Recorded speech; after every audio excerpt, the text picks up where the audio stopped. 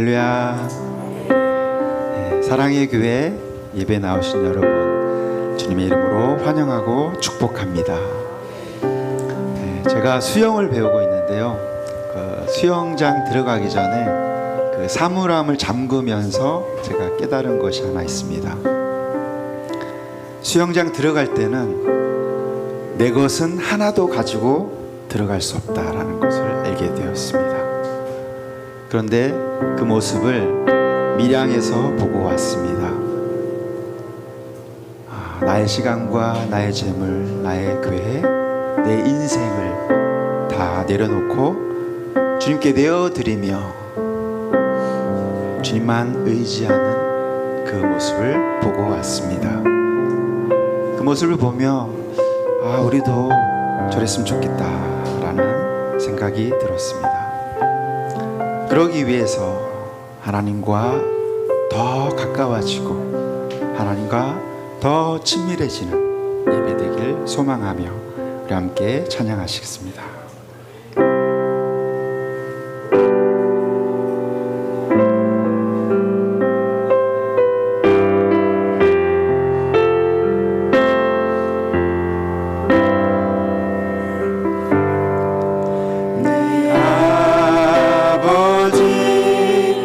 나를 받으소서.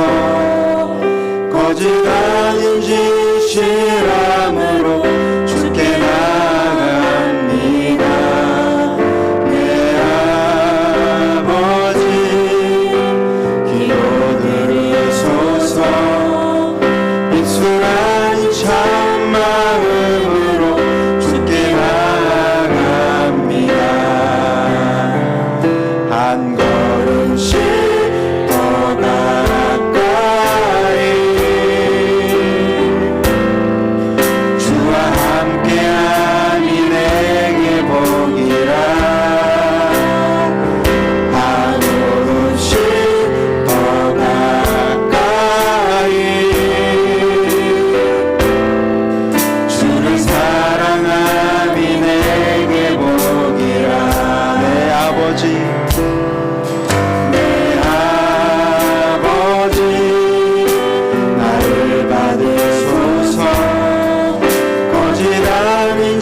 진실함으로 주께 나아갑니다. 내 아버지 기도 들으소서. 입술 아닌 참마음으로 주께 나아갑니다. 한 걸음씩 더 가까이 주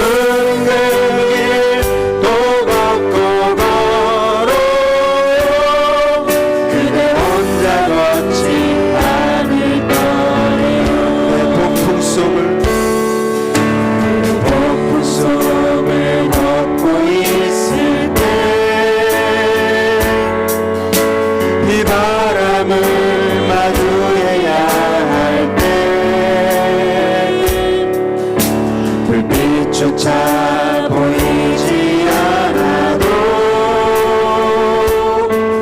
그대 혼자 걷지 않을 거예요.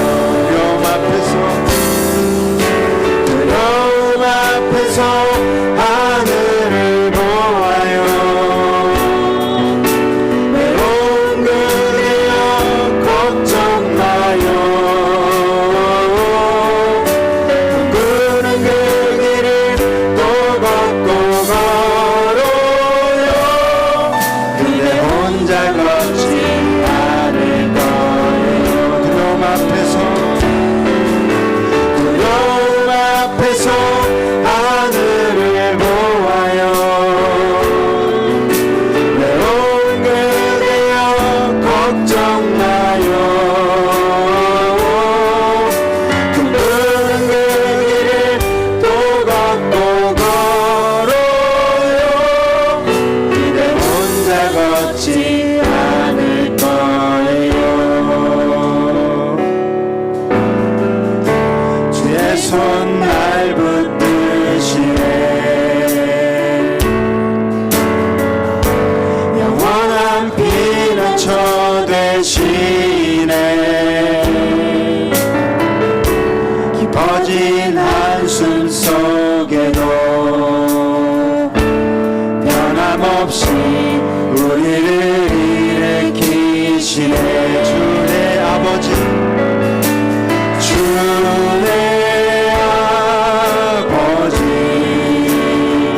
그 심판로 날 덮으시네.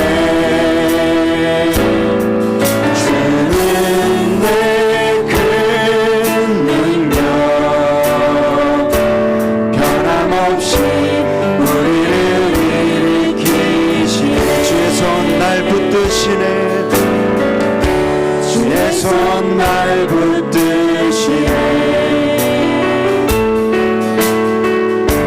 영원한 피난처 되시네. 깊어진 한숨 속에도 변함없이 우리를 일으키시네. 주 내 아버지 주 내 아버지 그 심판로 날 덮으시네. 주는 내 큰 능력 변함없이 우리를 일으키시네. 주 내 아버지 주 내 아버지 그 심판로 날 덮으시네. 주는 내 큰 능력 변함없이 우리를 일으키시네. 무엇과도 주님을 바꾸지 않으리. 다른 어떤 은혜 구하지 않으리.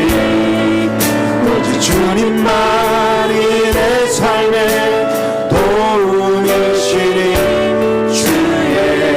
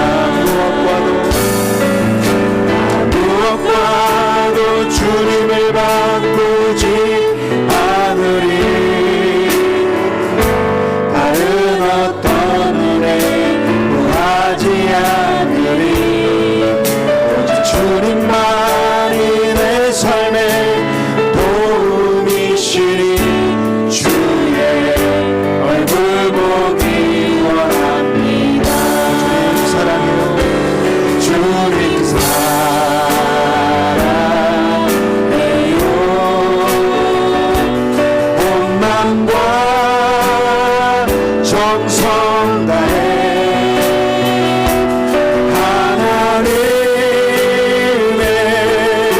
신실한 친구 되기 원합니다. 주님 사랑해요. 주님 사랑해요.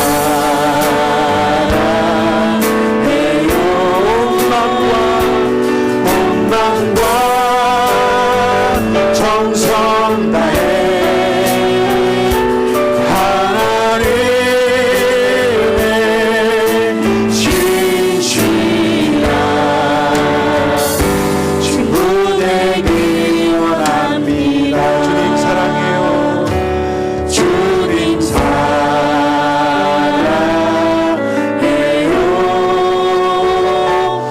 원망과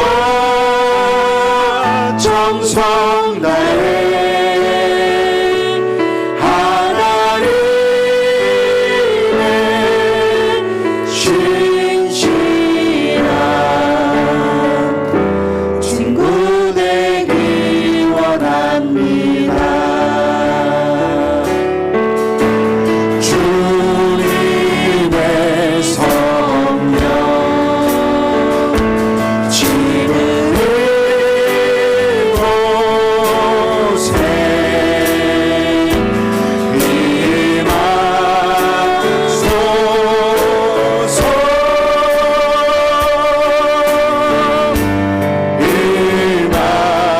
임하소서. 주님의 성령 주님의 성령 지금 이곳에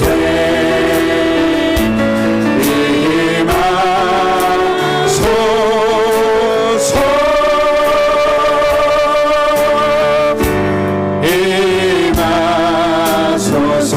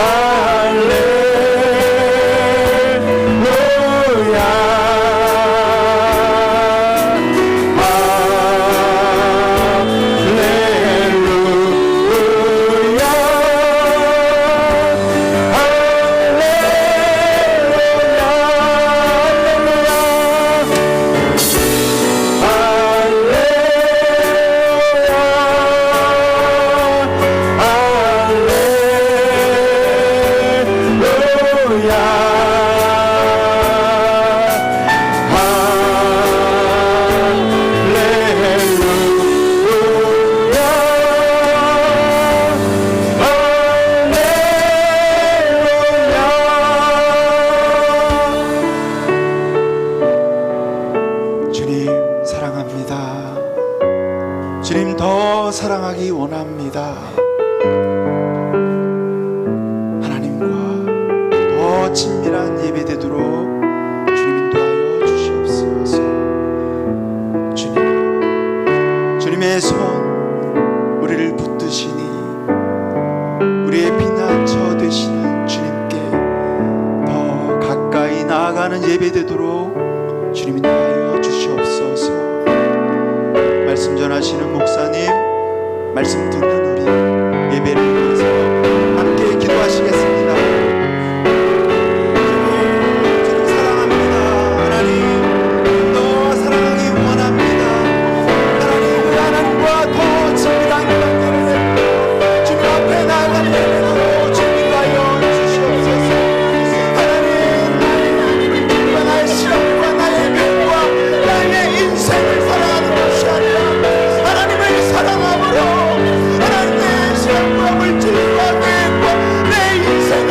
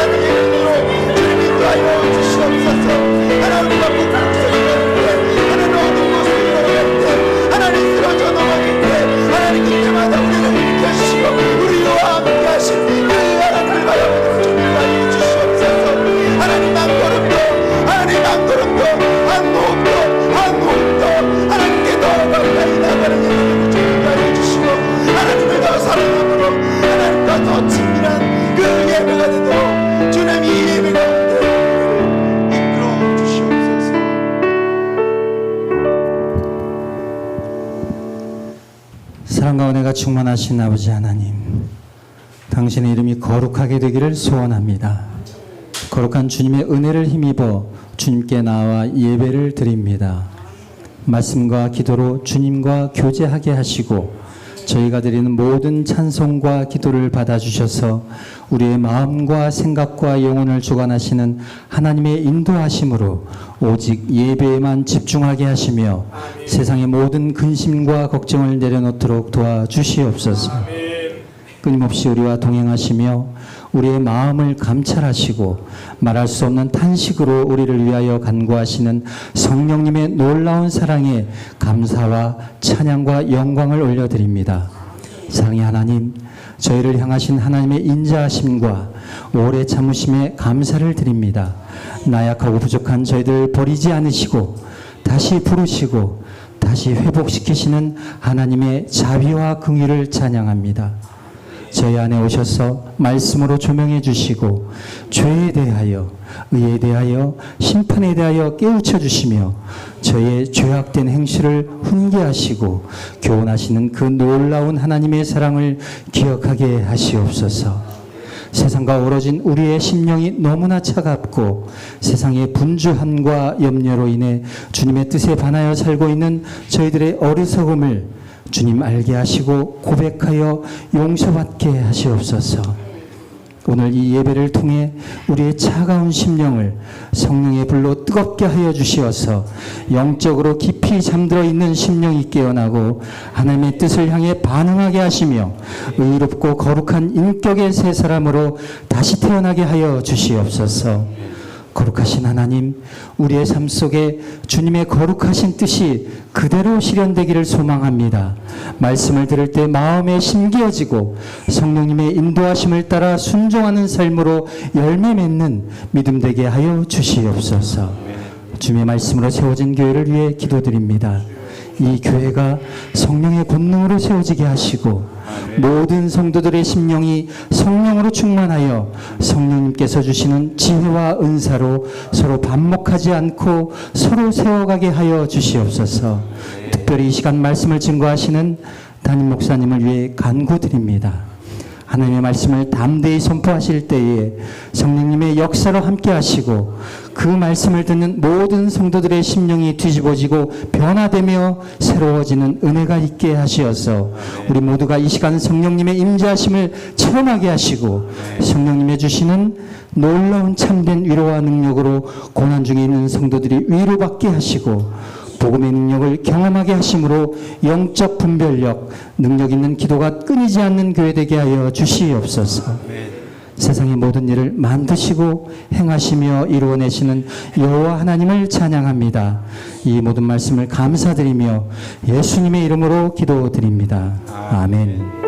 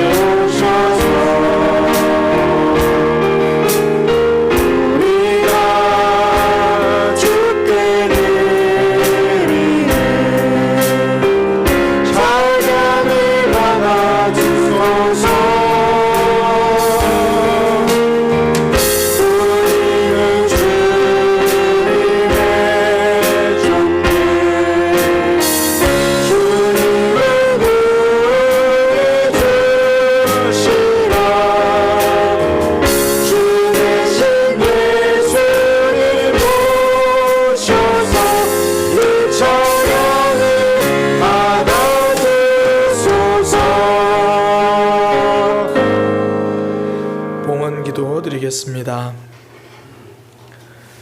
하나님, 우리를 예배 자리로 불러주셔서 감사합니다. 또한 주님 앞에 예배하러 나오면서 하나님께 물질을 드릴 수 있는 믿음과 마음과 또 형편을 허락하여 주시니 감사합니다. 하나님을 향한 우리의 믿음의 고백을 담아서 드립니다. 하나님께 감사를 표현하기 위해서 물질로 드립니다. 여러 모양으로 드리는 이 마음들 주님께서 받아 주옵소서. 무엇보다 이 물질이 쓰이는 곳곳마다 하나님의 사랑이 드러나고 하나님의 나라가 확장되는 역사가 있게 하여 주옵소서. 이 땅을 살아갈 때 물질이 필요합니다. 하나님께서 공급하여 주옵소서. 믿음으로 살아갈 때 물질 때문에 시험되기도 합니다. 하나님만 바라보는 믿음이 되게 하여 주옵소서. 예수님의 이름으로 기도드립니다. 아멘. 교회 소식입니다. 예배에 참석하신 분들을 주님의 이름으로 환영합니다. 옆에 있는 지체들과 함께 인사하겠습니다. 반갑습니다. 한 번 더 인사하겠습니다. 만나서 잘 오셨습니다. 하우링 좀 잡아주세요. 다음 주는 맥주 감사 주일로 지킵니다. 우리가 보리를 수확하는 건 아니고요. 상반기 동안 인도하셨던 그 하나님을 기억하고 감사를 또 회복하고 감사를 고백하는 그러한 절기입니다. 그래서 매년 7월 첫째 주는 우리가 상반기를 기억하고 감사하면서 맥주 감사 주일로 지킵니다. 상반기를 돌아보며 감사하는 시간 되기를 소망합니다. 그리고 이제 절기 때마다 우리가 1년 동안 성경을 한번 일독을 하자 그러면서 이제 시상 성경 읽기 시상을 합니다. 오늘까지 우리 남선교 회장님이신 우리 황성모 집사님께 이제 접수해 주시면 되는데요. 우리가 지난번 부활절에는 역대상까지였잖아요. 그래서 그 부활절 이후로 이제 역대하부터 잠언까지. 그래서 남성교 회장님 저 잠언까지 읽었습니다. 그렇게 이제 말씀해 주시면 됩니다. 그러면 지난 부활절과처럼 가정 경제에 아주 지대한 도움이 되는 선물을 드립니다. 부활절이니까 계란을 줬잖아요. 이 맥주 감사주일에 뭘 줄지 굉장히 기대가 됩니다. 그래서 혹시나 그럼 저는 지난번에 참석 못해서 역대상까지 못 읽었는데 어떡해요? 그러면 창세기에서 역대상까지만 읽으셔도 그걸 이야기하셔도 돼요. 그러면 선물 드릴 거고요. 역대상까지 읽으신 분들은 역대하에서 잠언까지 읽으시면 드릴 거고, 저 이번 기회에 저도 창세기부터 한번 잠언까지 다 읽어볼게요. 그러면 2개 드린답니다. 그렇게 해서 해주시면 되고요. 오늘까지 접수를 해주셔야 돼요. 다음 주에 시상을 하니까. 어떡하죠? 괜찮아요. 일주일이면 잠언까지 다 읽어져요. 그러니까 믿음으로 오늘 결단하는 마음으로 남성교 회장님 찾아가셔가지고 저 다음 주까지 잠언 다 읽을 겁니다. 읽겠습니다. 그리고 이제 저도 선물 주세요. 그러면 원래 선물이 탐나서가 아니라 말씀이 탐나서 그렇게 이제 읽으셔가지고 이렇게 함께 또 말씀의 기쁨에 동참하는 그런 시간 되기를 소망합니다. 주보에 없는 광고인데요. 오늘 11시 예배 후에 우리 운영위원들과 선교부장님 잠시 예배실 앞에서 모이겠습니다. 11시 예배 후에 잠시 모이겠습니다.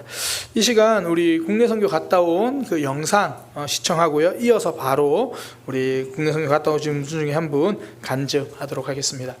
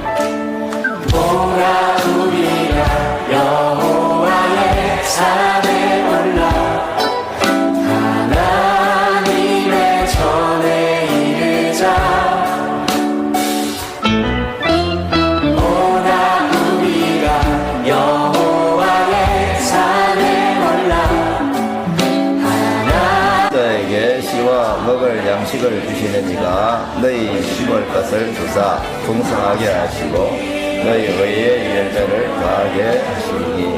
아멘. 수수감사 때 결실에 대한 감사는 우리가 경험적으로 잘 하는데 혹시 종자에 대한 감사를 해보셨습니까? 네. 종자와 양식을 좀 구분할 수 있는 연구 지혜가 필요합니다. 종자, 씨앗은 미래를 위해서 먹어서는 안 되죠. 심기 위해서 준비되어져야 되죠. 또 특별히 다루어져야 됩니다.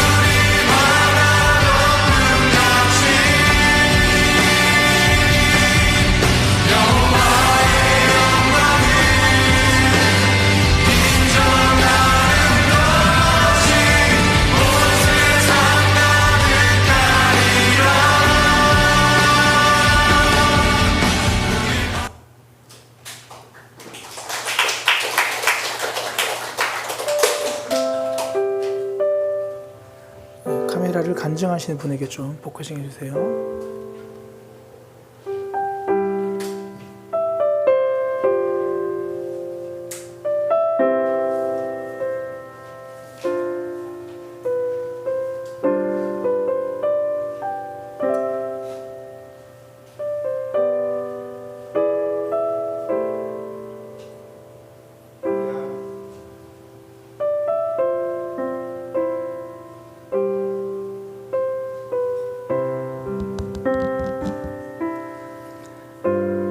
밀양 이주민 사역 섬김 일정 가운데 하나님이 함께 하시고 인도하여 주셔서 하나님께 감사를 드립니다.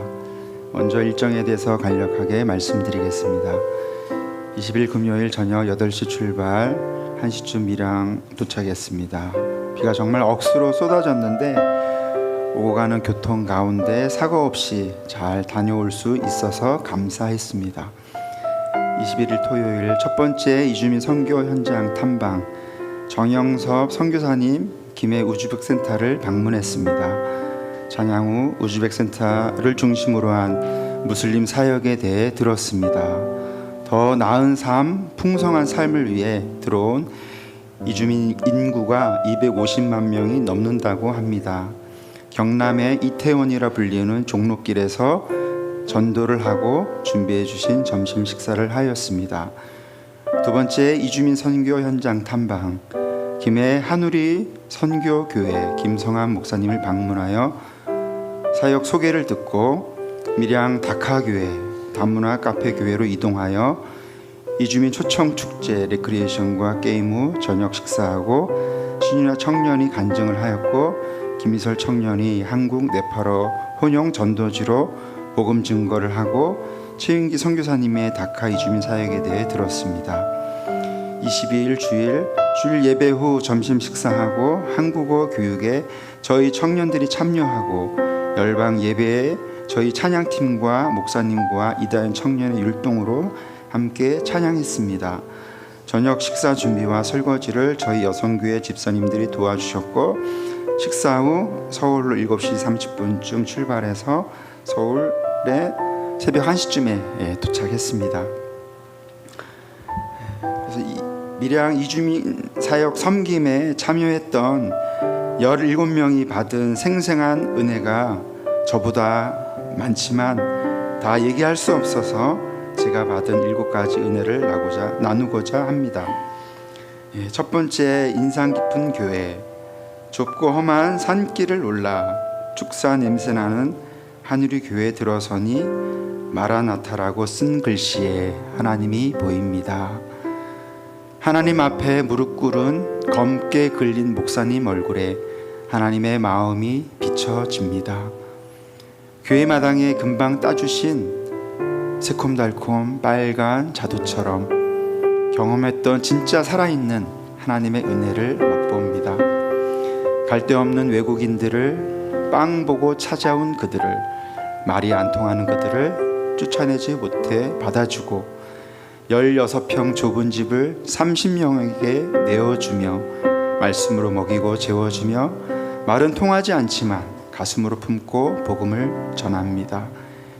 가지고 있는 신용카드를 돌렸으며 차마 먹지 못한 라면 하나 남았을 때, 모든 형편을 주님께 맡길 때 눈물나게 딱 맞게 채워주시는 하나님을 증거합니다. 필리핀, 중국, 방글라데시, 베트남, 중동의 현지인 얼굴을 가진 목사님은 이주민의 할아버지가 되어 아버지 하나님이 멋지시다, 하나님이 채워주실 때 나는 통발만 들고 있었을 뿐이다, 그 말씀하시는 목사님 미소 속에, 그 사역 속에 하나님의 사랑이 선명하게 보입니다. 좁고 험한 산길, 고물 더미를 지나 차에서 내렸을 때 축사 냄새 진하게 나는 이런 곳에서 교회를 어떻게 하지라는 생각이 먼저 들었습니다. 거기에 비하면 사랑의 교회는 너무나 좋은 환경이란 사실이 처음으로 뼛속 깊이 느껴졌습니다. 그곳은 열악한 환경이었습니다. 그러나 거기에는 하나님의 사랑이 있었고 품음이 있었고 복음이 있었습니다. 집을 내어주고 먹이고 재우고 말씀으로 양육하고 가슴으로 끌어안고 복음으로 변화시키는 삶, 나는 통발만 들고 있었을 뿐입니다 라고 말씀하시는 그 속에 하나님의 능력과 사랑의 역사가 있었습니다. 두 번째, 핑계의 옷을 입고 있었던 우리. 예배실이 지하라서, 기둥이 있어서, 인테리어가 후져서, 교회가 좁아서, 주차장이 없어서 이것저것 이유를 대며 불평과 핑계로 하나님의 일하심을 가로막고 있었던 것은 아닐까요? 라는 질문을 해봅니다. 하나님을 경험하는 삶의 질문이 생각났습니다. 왜 하나님은 우리 교회에 큰 일을 맡기시지 않으실까? 순종하고 있는데 왜 문은 닫혀 있을까? 왜 응답이 더딘가? 그런데 정말 우리는 준비된 공동체일까요? 예배당이 아니라 우리 마음이 준비되지 않았던 것은 아닐까요? 환경이 아니라 믿음의 시선이 바뀌어야 할 때가 아닐까요? 라는 질문을 해봅니다. 세 번째, 이주민 선교의 현장은 하나님께 잠긴 공동체였다. 그것은 물질도 시간도 인생도 내 것이 아니라 하나님께 드렸습니다. 작은 일에도 기쁨이 넘치는, 웃음이 가득한 그 모습을 보았습니다. 음식 준비, 한국어 섬김, 행정사, 숙소 제공, 복음 전함, 예배에서 그 사역 가운데 얼굴에 웃음이 가득한, 웃음이 멈추지 않는 그 행복을 보았습니다. 외국인들에게 선생님이 되어주고 친구가 되어주고 부모님이 되어주는, 이름 없이 빛도 없이 일하지만 하나님만 드러나는 삶의 모습을 보았습니다. 세상과 다르다는 것을 보았습니다. 사랑과 복음으로 섬기는 모습을 보았습니다. 하나님께 푹 잠긴 그 모습을 보았습니다. 한 다리는 세상, 한 다리는 하나님이 아닌 이쪽 저쪽 걸쳐진 양다리가 아닌 하나님께 푹 잠긴 공동체를 보았습니다. 네 번째, 크루즈가 아니라 항공모함이 되어야 합니다. 안락하고 편안한 크루즈가 아니라 매일 하나님과 더 친밀히 동행하며 항공모함처럼 삶의 현장에서 적극적이고 공격적인 자세로 복음의 사명을 감당하라는 선교사님의 말씀을 들었습니다. 다섯 번째, 염려하지 마. 내가 다 할게.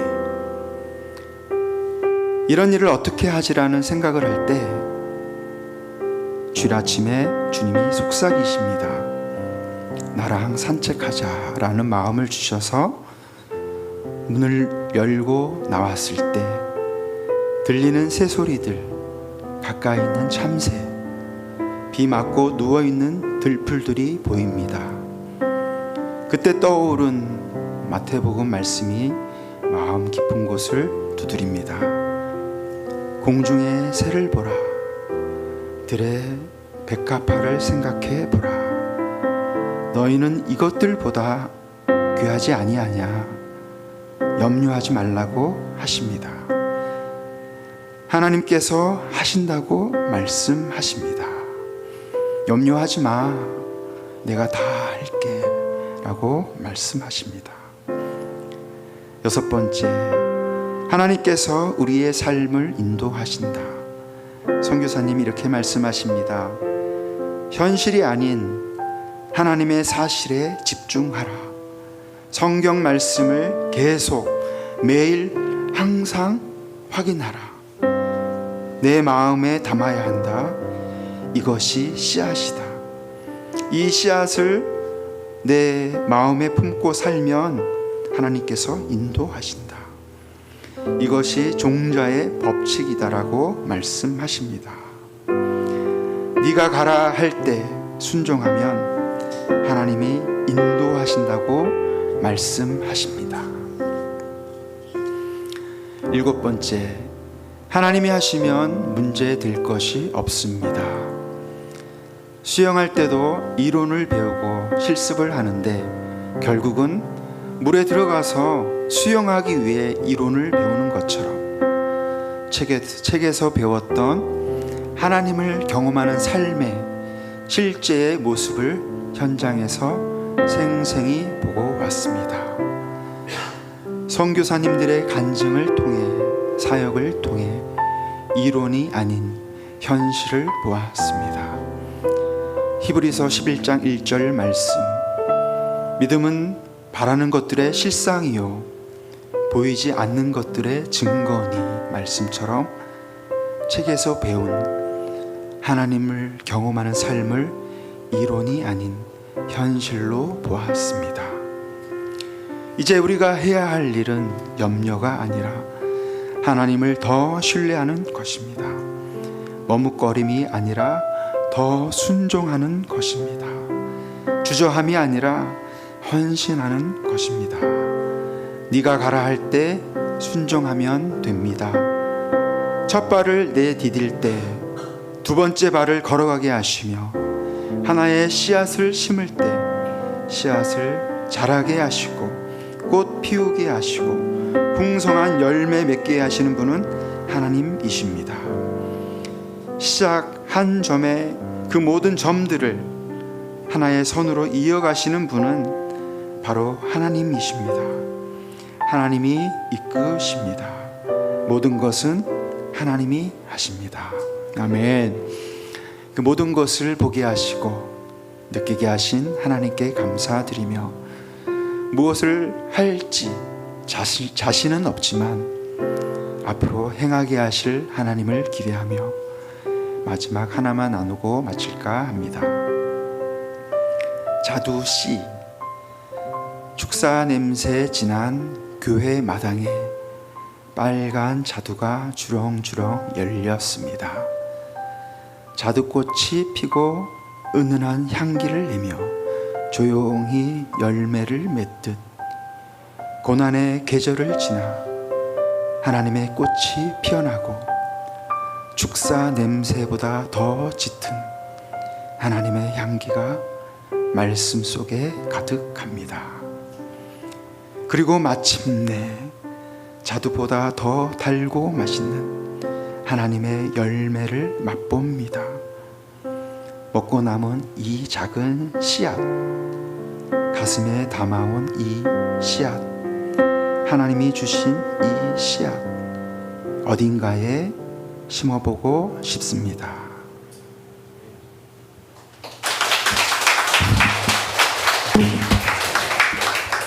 네, 감사합니다. 받은 은혜가 참 큰데요. 또 저도 설교를 통해서 또 기회가 닿는 대로 함께 나누도록 하겠습니다. 이 시간 말씀 보도록 하겠습니다. 사사기 말씀입니다. 사사기 6장 33절에서 40절까지 말씀입니다.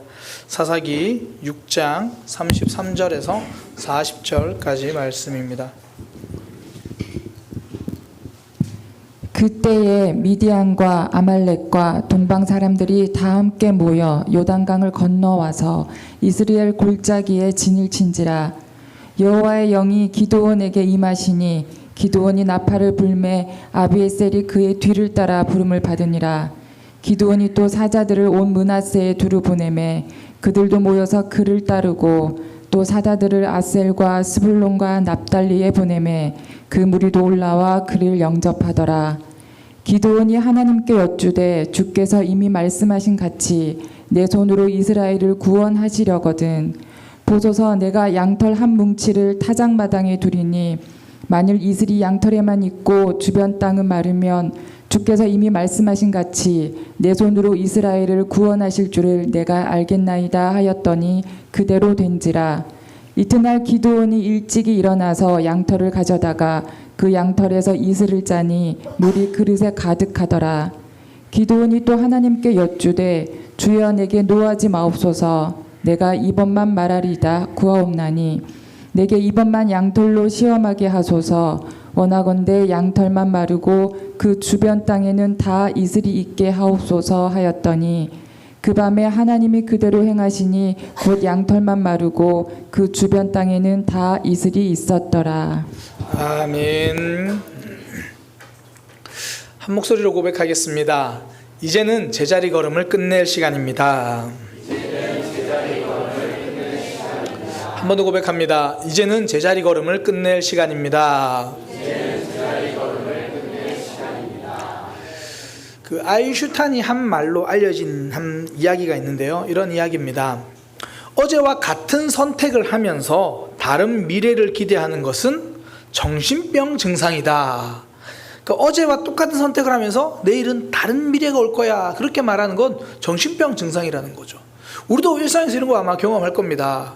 어제랑 똑같이 야식을 막 먹으면서 내일은 살이 빠질 거야.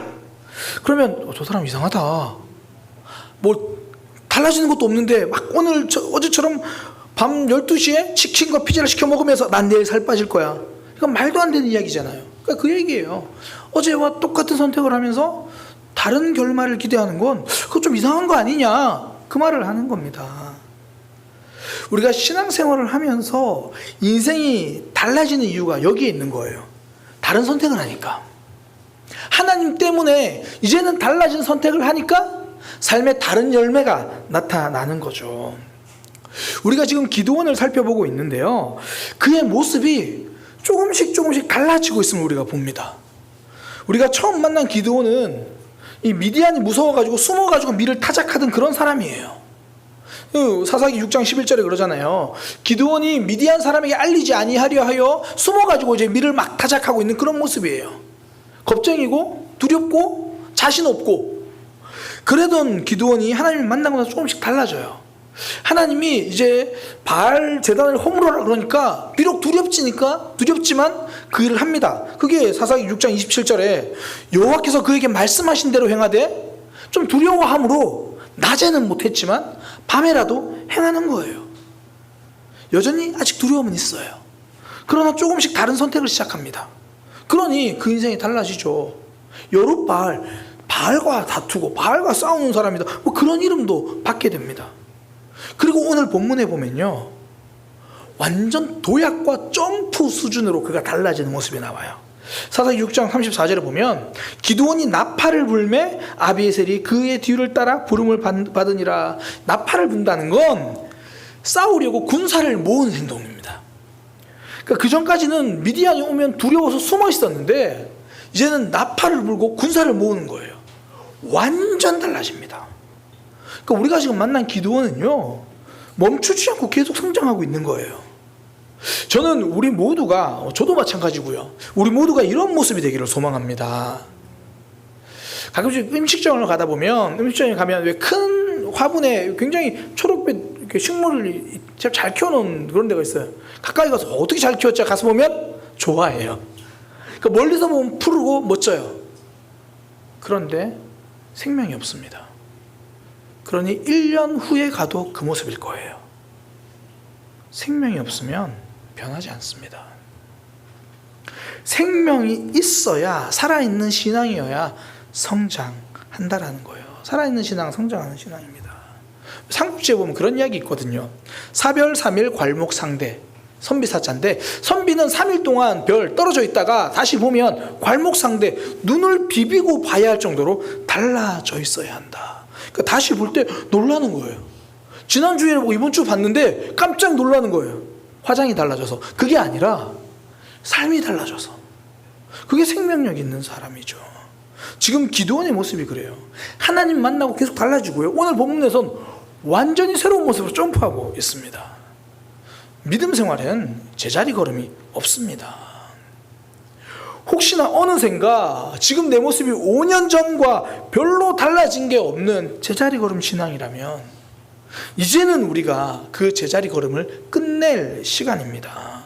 그러기 위해서 오늘 본문에 있는 기드온을 함께 살펴보는 거죠. 하나님은 기드온의 삶에 어떻게 일하셨기에 그가 이렇게 달라질 수 있었는가? 그의 삶은 어떻게 이렇게 변화될 수 있었는가? 그리고 우리도 제자리 걸음 신앙을 끝내고 변화하는 믿음, 그 하나님의 일하심을 붙들고 살아가는 저와 여러분 되기를 소망합니다.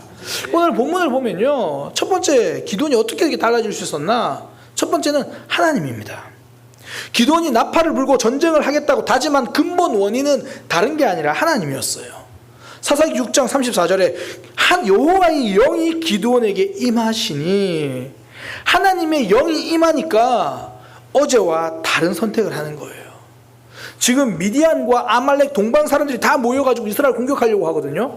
그 전까지 했던 선택은 도망이에요. 스타디 시작하려고 하네? 그럼 다 숨었어요. 상황이 힘드니까. 그리고 도망가는 선택을 할 수밖에 없는 거죠. 이스라엘 백성들이 지금 하나님 모르는 게 아닙니다. 기드온에게 여호와의 사자 찾아왔을 때 그 얘기 하잖아요. 우리 출애굽 하나님 아는데 그 하나님 요즘 뭐 하시는지 모르겠다. 알고는 있어요. 근데 상황이 너무 어려우니까 어쩔 수 없는 거죠. 하나님이 우리가 기도하면 응답해 주신다, 순종하면 역사하신다, 알아요. 근데 상황이 어쩔 수 없으니까 그럼 지금은 도망가는 거예요. 믿음의 도전을 하려고 하다가도 상황의 어려움 때문에 결국 이전과 똑같은 선택을 하는 거죠. 근데 기드온이 달라졌어요. 언제요? 여호와의 영이 임하니까. 아말렉, 미디안, 다른 군대 다 모여도 숨는 게 아니라 전쟁을 선포해버립니다. 이제는 내가 더 이상 도망가지 않겠다. 믿음의 싸움을 싸우겠다는 거죠. 언제요? 여호와의 영이 임하니까. 오늘날 우리의 삶으로 이야기한다면 내 삶이 하나님으로 채워지니까 다른 선택을 하는 거예요. 상황이 똑같이 어려워도요, 하나님이 내 속에 채워지기 시작하면 다른 선택을 합니다. 이유는 딱 하나, 하나님. 하나님이 내 속에 채워지면. 이번에 국내 선교 가서 이제 이주민 선교하는 목사님도 만나고 선교사님도 만나고 왔습니다. 표면적으로는 우리가 그 목사님들 만난 거고 선교사님 만난 거예요. 그런데 우리 선교팀들이 나누면 하나같이 고백하는 게 뭐냐면, 우리가 보고 온 건 그 목사님과 그 선교사님이 아니라 그 너머에 그분들 속에 계신 하나님, 다 그 이야기를 해요. 우리 간증하신 집사님도 이제 그 얘기를 해주셨지만, 첫날 방문했던 그 한우리 선교교회 김성환 목사님, 성함을 까먹지도 않아요. 성함이에요. 김성환 목사님. 근데요, 진짜 가는데 첫인상이 정말 안 좋았어요. 교회가 있다고 해서 가는데 꼬불꼬불 가고요. 가다가 쓰레기장 같은 데로 들어갔어요. 그래서 이거 사실 속으로는 선교사님이 지금 우리 잘못 데려가시는 거 아닌가 그런 생각이 들었고요. 그래서 도착하니까 그래도 좀 쓰레기장 같은 데 지나니까 그나마 넓은 공터가 좀 있었어요. 주차 한 뭐 2대 하고 뭐 빡빡하게 되면 몇 대는 더 되겠지만, 그리고 탁 내리니까 그래도 좀 다르더라고요. 어떻게 다르냐면 더 심하더라고요. 와, 그 돼지 축사가 있던 자리여가지고 그 냄새가 말도 못해요. 그리고 교회로 들어갔는데 제가 아내한테 이 마음을 좀 나눴는데, 솔직히 하나님 뭔가 잘못 온 것 같습니다. 이거 어떡하죠 이거? 제가 막 성도들에게 어떤 도전되고 그런 마음을 갖는데 이거 어떡하죠? 그 마음밖에 안 드는 거예요. 그래서 계속 처음에 앉아가지고 막 기도했어요. 그런데요, 선교사님의 그 목사님의 삶을 들으면 들을수록 그 쓰레기장 같았던 그곳이 아름다운 사랑의 사역의 증거라는 걸 알게 됐어요. 그분이 처음 이제 신학을 하고 전도사가 되었을 때 굉장히 우리나라에서 되게 유명하고 좋은 차 있잖아요. 티코. 이제 그걸 타고 이렇게 가시는데 누가 이렇게 손을 드는 거예요. 그래서 세웠더니 베트남 아가씨가 잠시 좀 태워달라고 하는 거예요. 그래도 명색이 전도사인데 그 태웠죠. 태우고 가면서 이런저런 이야기하면서 뭐 쭉 이야기를 하고 뭐 복음도 전하고 그러면서 이제 그 당시에 휴대폰도 없을 시대니까 그냥 유선 전화 번호 이렇게 주고 뭐 있을 때 뭐 연락해, 뭐 있을 때 연락하세요. 그리고 헤어졌어요. 그런데 시간이 지나면 가끔씩 연락이 오는 거예요. 그러니까 아마 타지에서 있으니까 외롭고 힘드니까 전화가 왔겠죠.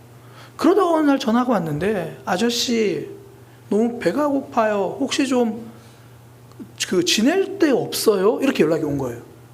그게 일을 하면서 베트남에다가 돈을 다 보내버렸는데 갑자기 회사 잘린 거예요. 그 당시만 해도 그렇게 직장이 없어지면 숙소도 없어지는 거예요. 돈도 없고. 그래서 전화를 한 거예요. 그 전사님 부부가 그 마음 듣고 그래 우리가 좀 데리고 오자 그러면서 이제 2달 한 6개월 정도를 두 달 반 정도를 이제 집에서 함께 지낸 겁니다. 그리고 이제 다시 직장을 구하고 베트남으로 돌아갔어요. 근데 그때부터 외국인 노동자들이 하나둘씩 찾아오는 거예요. 인터넷보다 더 무서운 게 이주민들 입소문이랍니다. 그러니까 그 당시에 이제 막 공장들이 너무 많이 문 닫아가지고 인천, 부천에 있던 사람들이 그 김해까지 막 오는 거예요. 집은 20평도 안 되는데 30명 넘는 외국인 노동자와 함께 사는 거예요. 그러니까 처음에는 그들을 먹여야 되니까 이 카드로 돌려막고 저 카드로 돌려막고 카드 7개로 다 돌려막았는데 돈이 없으니까 이제는. 그러고 근데 어떡하지 그러는데 그때 보인 게 폐지인 거예요. 폐지. 할머니들 폐지를 주는데 저게 돈이 될까? 그래서 티코에 가득 채워서 가보니까 4,000원 주더래요. 근데 그게 하나님의 응답처럼 느껴져서 티코가 4,000원이면 1톤 트럭은 4만 원일 수 있다. 그래서 또 어찌어찌 1천 트럭을 구해가지고 그때부터 그렇게 고물을 모아가지고 이주민들을 먹인 거예요. 베트남 여성을 처음 만났을 때가 1998년입니다. 그때부터 25년이 넘는 시간을 그렇게 사역하고 계신 거예요. 그러니까 저희는 그것도 모르고 처음 갈 때 왜 쓰레기장 같아? 살림과 사랑의 흔적이었어요. 이게요, 단순히 측은한 마음으로 할 수 없는 사역이잖아요. 그 속에 하나님이 계시니까 할 수 있는 사역이에요. 세상과 다른 선택을 하려면 하나님으로 채워져야 돼요. 오늘 간증자의 표현으로 하나님 채워주는 것도 아니죠. 하나님으로 푹 잠겨야 돼요. 그래야 어제와 다른 삶이 됩니다. 그래서 어떤 사역을 하든지 하나님이 먼저예요. 말씀이 먼저입니다. 어떤 헌신을 하든지 예배가 먼저입니다. 얼마 전에 우리 청년 중에 한 명이 저한테 목사님 일부 예배 찬양팀으로 섬기고 싶습니다라는 얘기를 하는 거예요. 그때 제가 그 얘기를 듣고요, 권면하고 질문이 딱 하나예요. 너 일부 예배 그 찬양팀 섬기겠다고? 그러면 2부 예배 어떻게 할 건데? 2부 예배 드릴 거니? 왜냐하면 1부 예배 때 뭐 찬양하고 막 그러다가 정작 예배를 놓치면 안 되니까. 제가 그렇게 물으니까요, 그 청년이 하는 말이 본인은 이미 1부 예배 찬양인도 섬기고 찬양팀 그 기타로 섬기고 2부 예배 당연히 드릴 마음으로 그렇게 섬기겠다고 그렇게 이야기를 하더라고요. 그러니까 목사는 막 염려하고 있는데 청년은 이미 결단하고 이야기를 하는 거예요. 우리가 보면 이 사역도 필요하고 저 사역도 필요하고 다 중요해요. 그러나 그거 하느라 내 예배가 사라지면 그때부터는 그건 사역이 아니라 일입니다. 먼저 하나님으로 채워져야 제대로 된 헌신이 가능한 거죠. 그 청년 이전에도요, 한 청년이 저한테 와서 이제 주일학교 교사를 하겠다 그런 이야기를 하더라고요. 제가 그 청년에도 사실 동일하게 이야기했어요. 그러니까 우리 교회는 좀 이상한 교회예요. 보통은 교사 좀 해주세요. 막 그러고 보통은 찬양팀 좀 해주세요. 그게 아니라 저 찬양팀 좀 하고 싶은데요. 저 교사 좀 해야겠는데요. 그때도 제가 그 청년한테 뭐라 그러냐면 주일학교 교사를 하면 9시 반까지 와서 일부 예배를 드려야 된다. 가끔씩 너 11시부터 늦는데 9시 반까지 와서 예배 드릴 수 있냐. 그거 할 마음이 있으면 해라. 만에 하나 늦게 일어나서 일부 예배를 못 드리면 아무리 교사 중요한 일 맡았어도 그때 주일학교 안 올라가고 11시 예배 드리겠다는 다짐이 있으면 해라. 그러니까 그렇게 하고 지금까지 당연히 예배부터 챙기고 있습니다. 사역보다 중요한 게 하나님으로 채우는 거예요. 하나님으로 채워져야 내가 결정하지 않고 내가 판단하지 않고 하나님 주신 길을 걸어가는 거죠. 제가 우리 교회 처음 왔을 때 초창기 때도요, 제가 여성교회에다가 그렇게 말씀드렸어요. 중식팀들 축도까지 다 마치고 올라가십시오. 사역 때문에 예배를 중간에 포기하면 안 됩니다. 그러면 식사 올라오셔서 밥 못 먹잖아요. 10분 더 기다리면 되죠. 그때 뭐 말씀 나누고 인사하고 그러면 되죠. 하나님으로 채워져야 믿음이 성장합니다. 겉이요 아무리 화려해 보고 괜찮아 보여도요 속에 무엇으로 채워져 있는지가 더 중요한 거예요. 보통 유리병 중에 진짜 화려하고 멋진 유리병들이 공통점이 있어요. 그 안에 뭐가 들었냐면 술이 들었어요. 술병들 다 화려하잖아요. 그래도 술이 들어있으면 다 술병이에요. 아무리 화려해도 안에 독이 들어있으면 그건 독약병이고요. 진짜 초라한 무슨 참기름병 같은 데더라도 약이 들어있으면 그게 약병이죠. 내 속에 하나님으로 채워 있어야 생명력 있는 삶, 살리는 삶, 이전과 다르게 전진하는 삶이 됩니다. 하나님의 여호와의 영이 임하니까 하나님으로 채워지니까 기드온이 나팔을 불어요. 그러니까 기드온 혼자 나팔을 불었는데 사람들이 모이기 시작합니다. 그 집안이 따르고요. 지파가 따르기 시작합니다. 사사기 6장 34절 35절 기드온이 나팔을 불매 아비에셀 그 집안이 따르기 시작하는 거예요. 그리고 므낫세까지 사람들이 옵니다. 아셀과 스불론과 납달리에서도 사람들이 와서 함께합니다. 하나님으로 채워진 한 사람이 먼저 나서니까 공동체가 그 길을 따라가요. 저도 이번에 국내 선교를 통해서 정말 큰 도전을 받았습니다. 저도 이번에 이젠 앞으로 이전과 다른 모습으로 살아가겠다 다짐했어요. 그런데 그런 다짐만으로 되는 게 아닙니다. 다짐은요 상황 앞에 무너져요. 우리 다짐 많이 해봤잖아요. 다짐만 가지고 있으면 반대를 만날수록 힘을 잃어버려요. 정답은 다짐이 아닙니다. 하나님입니다. 제 안에서도 끊임없이 하나님으로 채울 때 새로운 사역을 하겠다고 하는 그 마음이 멈추지 않는 거예요. 얼마 전에 한 분이랑 대화하다가 이제 큐티에 대한 이야기를 했습니다. 이제 그분의 질문이 그거예요. 이제 큐티 훈련학교도 없는데 목사님 계속 큐티 하실 건가요? 그때 제가 한 대답이 뭐냐면 저는 해야만 합니다. 하나님이 저한테 말씀하신 건 딱 늘 세 가지입니다.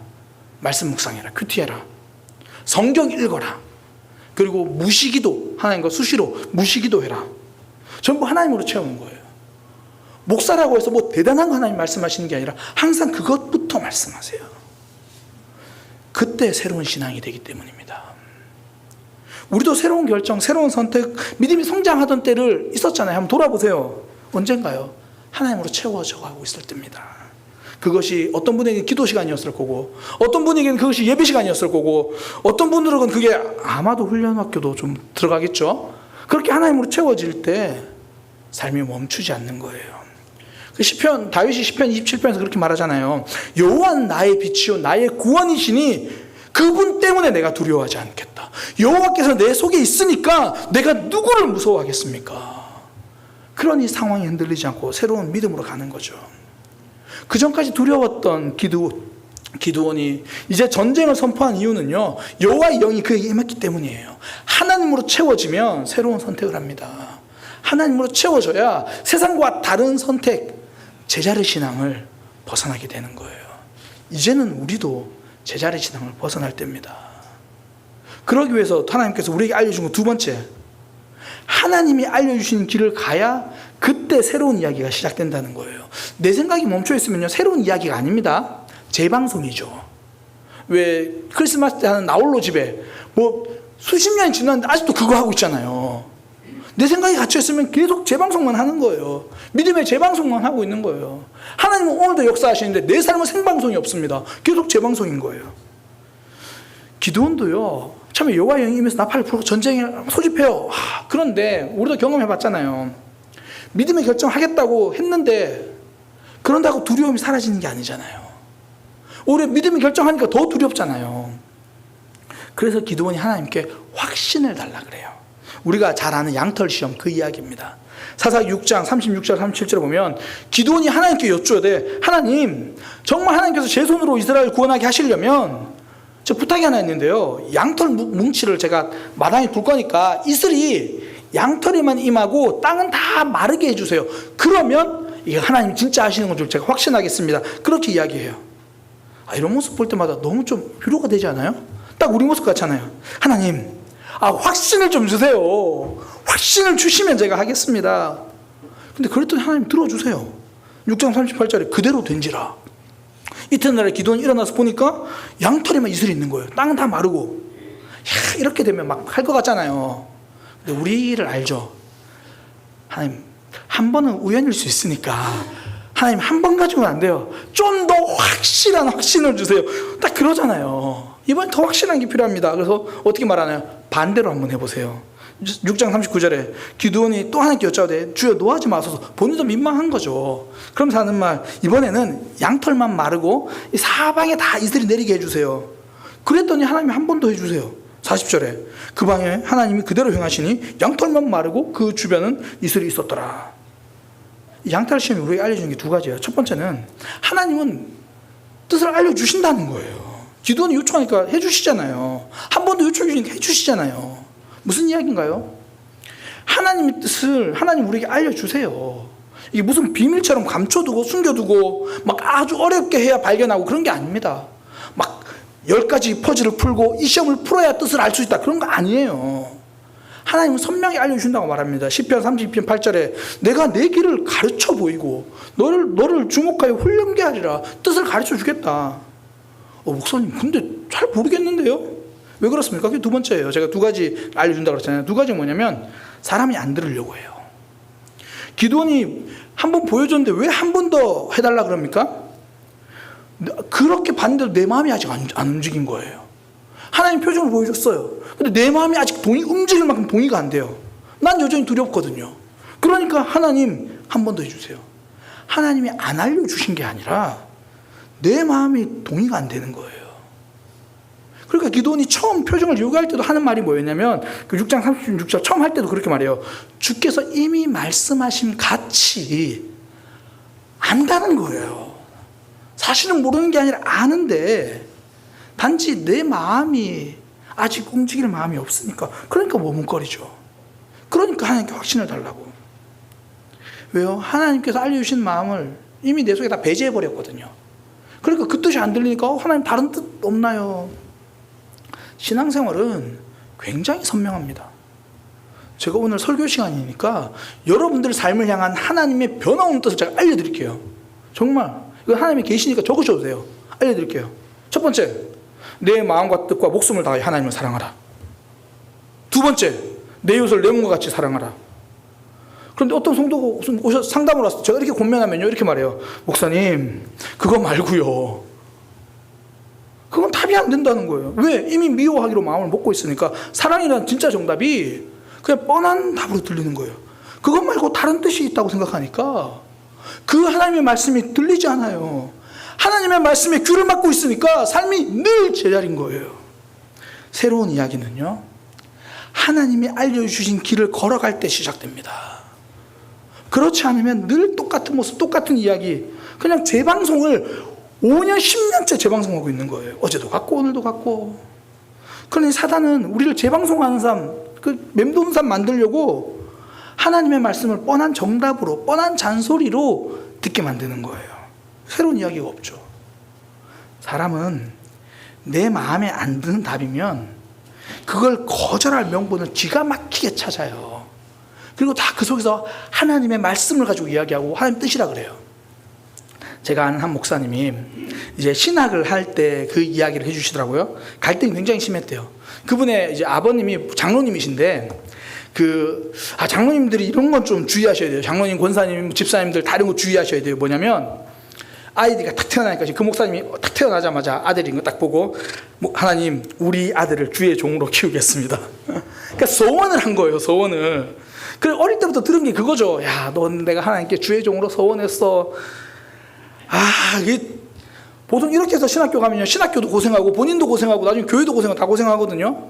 근데 물론 하나님이 그런 방법으로 쓰시는 분도 있어요. 그러니까 이 목사님이 그런 케이스긴 한데 처음에 그게 너무 싫은 거예요, 그 이야기가. 그래서 나중에 아버지는 진지하게 얘기한 거예요. 아버지, 그건 아버지의 소원이지 저의 소원은 아니잖아요. 그렇게 여러 번 거절했는데 아버지가 계속 이야기를 하시니까 좋습니다. 그럼 저 하나님께 기도해보고 하나님이 제게도 그렇게 말씀하시면 제가 목회자가 되겠습니다. 그렇게 기도하는데 하나님 저보고 목회자가 되라고 말씀해 주시면 하겠습니다. 근데 그런 음성이 안 들리는 거예요. 얼마나 감사해요. 계속 기도하고 있는데 근데 하나님 주신 말씀이 뭐냐면 야, 너 정말 몰라서 묻니? 너 이미 알고 있잖아. 알면서 왜 자꾸 기도하냐? 이미 본인 마음속에서도 하나님이 나를 그 길로 부르셨다라는 걸 아는 거예요. 근데 받아들일 마음이 없으니까 아버지 소원이니까 내가 할 수 없다라고 핑계대고 하나님 말씀하셔도 내가 마음이 동의되지 않으면 들리지 않는 거예요. 우리가 흔히 하는 말이 있잖아요. 마음이 있으면 방법이 보이지만 마음이 없으면 핑계만 보이는 거예요. 이래서 안 되고 저래서 안 되고 그러니 내 삶의 새로운 이야기도 안 되고 삶의 새로운 이야기는요 하나님이 알려주신 길을 선택할 때 시작됩니다. 내 생각 내려놓고 하나님 말씀에 아멘 할 때 그 제자리 걸으면서 벗어나는 거죠. 우리나라 최초의 선교사님이 언더우드 선교사님이 우리나라에 들어올 때 이런 과정을 거치셨어요. 원래 언더우드 선교사님이 처음에 인도 선교로 가려고 준비하셨습니다. 그러니까 인도 선교로 가기 위해서 1년 넘게 힌두어를 공부하고요. 힌디어를 공부하고 인도 문화를 다 공부하고 그러면서 이제 선교사로 나가기 위해서 마지막 마음을 새롭게 하고 무장하려고 이 뉴저지에 있는 선교사 대회에 참석을 한 거예요. 여기서 뜨겁게 무장해서 이제 인도로 가리라. 갔는데 이제 그 선교 이제 모여 있으니까 조선이라는 나라를 이렇게 소개하는 겁니다. 조선이라는 나라는 선교사가 지금 한 명도 없습니다. 1,000만 명의 사람이 복음을 듣지 못하고 있습니다. 선교사님, 언더 선교사님 선교사 나가려고 하니까 그 말을 들었는데 마음이 얼마나 아프고 뜨거워요. 그래서 열심히 기도했죠. 하나님, 저는 이제 인도로 가는데 조선으로 갈 수 있는 선교사를 하나님 보내주셔야 됩니다. 누군가가 조선으로도 가야 됩니다. 1,000만 명이 복음을 못 듣고 있습니다. 본인은 지금 인도로 가려고 1년 동안 준비하고 계획하고 이제 인도로 가야 되니까. 그러니까 다른 사람을 하나님 보내달라고 기도하는데 기도할수록 하나님이 네가 가라. 왜 너는 갈 수 없겠냐. 그런 마음 들 때 할 말이 있잖아요. 하나님 저 1년 동안 지금 힌두 준비했잖아요. 그 문화 준비했잖아요. 우리 하나님은 이렇게 급하게 막 질서 없이 일하시는 분이 아니잖아요. 이건 하나님 뜻이 아닐 거예요. 네가 가라. 그러니까 하나님 뜻에 순종하기로 이제 가기로 했어요. 그런데 원래 인도에는 약혼자랑 같이 가기로 했거든요. 그래서 약혼자한테 이야기한 거예요. 지금 하나님이 나한테 조선으로 가라 그런다. 그러니까 약혼자가 처음 묻는 게 뭘까요? 조선이 무슨 나라예요? 이런 거 물은 거죠. 무슨 나라예요? 그래서 이제 물은 건 약혼자가 그 대화가 굉장히 유명합니다. 약혼자가 이렇게 물었어요. 그곳 사람들은 무엇을 먹고 사나요? 선교사님 모릅니다. 거기 병원은 있습니까? 모릅니다. 그럼 당신은 조선에 대해서 아는 게 뭐가 있습니까? 제가 아는 것은 그곳에 주님을 모르는 100만 명이 산다는 것뿐입니다. 당연히 모르죠. 인도만 공부했으니까. 인도만 준비했으니까.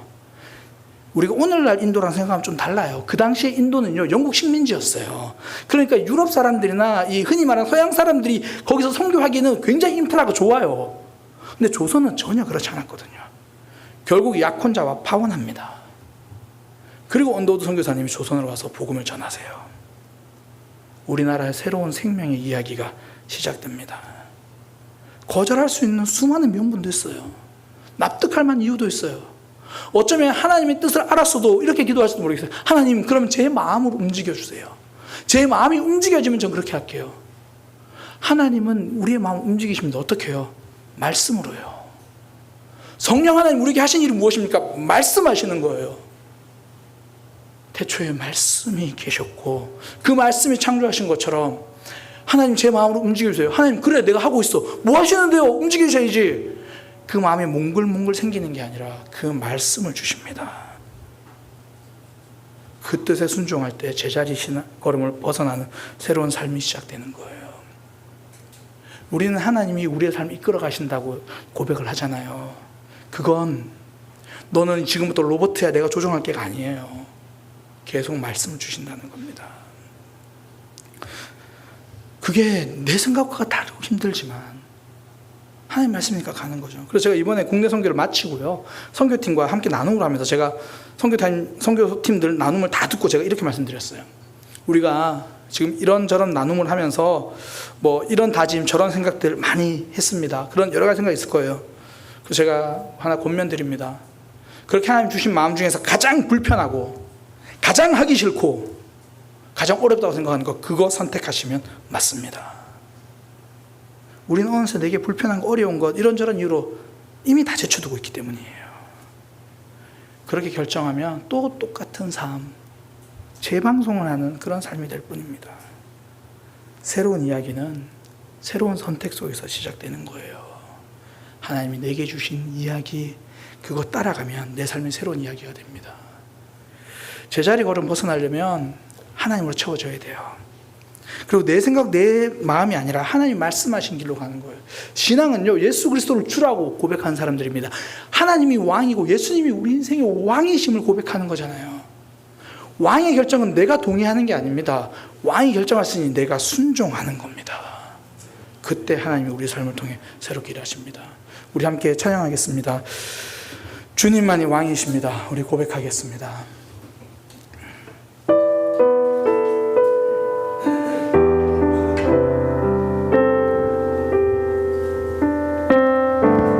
주님만이 왕이십니다. 주님만이 왕이십니다. 주님만이 왕이십니다.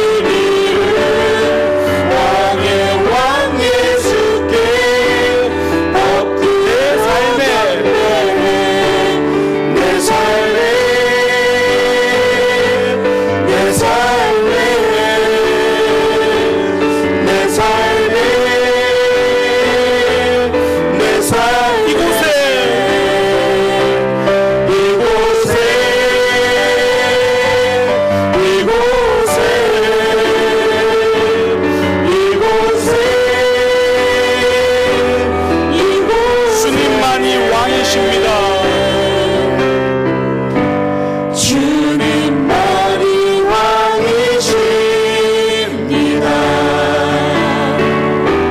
주님만이 왕이십니다. 주님만이 왕이십니다. 주님만이 왕이십니다.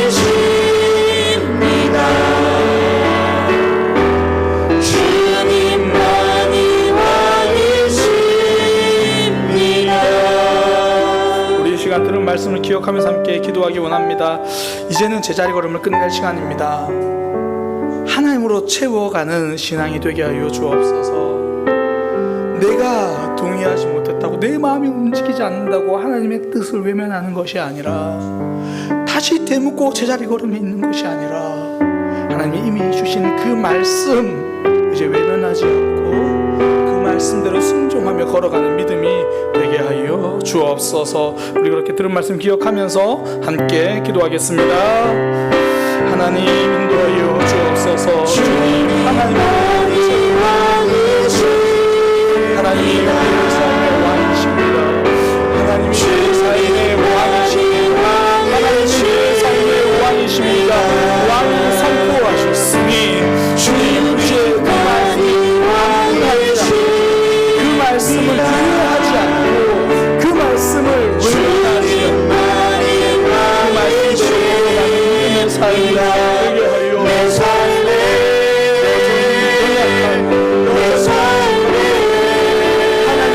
하나님께서 성령의 말씀을 그 말씀 가운데 걸어가는 삶이 하나님 채우시기 원합니다.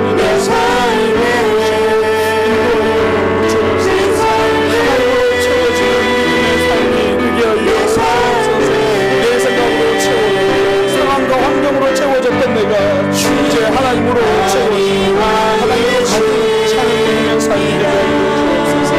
하나님이 내 삶의 왕이시니 하나님이 인생의 왕이시니 하나님을 바라보며 살아가기 원합니다. 하나님만이 왕이시니 주님만이 왕이십니다. 하나님, 이제 제자리 걸음을 끝내겠습니다. 상황으로 채워져 있던, 내 감정과 내 생각으로 채워져 있던 그곳에 하나님으로 채우겠습니다. 여호와의 영이 임할 때 전투를 두려워하지 않았던 것처럼 이제 내 삶의 예배부터 바로 세우고 하나님과 기도하는 시간부터 세워가며 말씀으로 채워서 하나님으로 가득 차서 하나님 앞에 나아가는 믿음의 삶 되게 하여 주옵소서. 하나님, 이미 말씀해 주셨습니다. 이미 알려주셨습니다. 왕의 말씀에 내 동의가 필요하다 말씀하지 않으시고 나의 따름이 필요하다고 말씀하신 하나님, 그 왕의 말씀을 따라가며 새롭게 살아가는 믿음의 삶 되게 하여 주옵소서. 이제는 우리 주 예수 그리스도의 은혜와 하나님 아버지의 크신 사랑과 성령 하나님의 교통하심이 하나님으로 채우고 하나님 말씀대로 살아가기를 원하는 모든 이들 위해 지금부터 영원까지 함께 하시기를 간절히 축원하옵나이다. 우리는 세상 속에서 주의 부름 받은 성도입니다. 어두운 세상 중에 빛으로 부르셨네. 우리는 주님의 성도입니다.